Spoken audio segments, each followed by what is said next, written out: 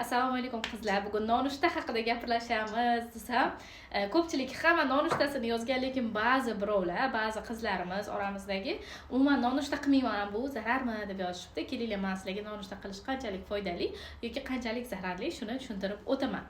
Inson nonushta qilishi shart. Uyg'onishi bilan, uyg'onganidan keyin 1 soatlarning ichida, o'sha keyin 1 soatlardan keyin nonushta qilishi shart o'zi tabiiy holatda. Chunki bizning hazm sistemamiz kechqurun dam olsa ham, lekin o't qopimiz dam olmaydi.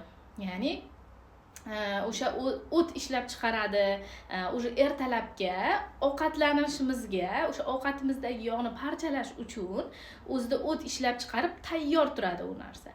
Biz lekin zavtrak qilmaydigan bo'lsak nima bo'ladi? Kutadi, o'sha biz zavtrak qilmayapmiz. O't qopi o'zidagi yig'ilgan o'tlarni, suyuqlikni chiqarib bormayapti.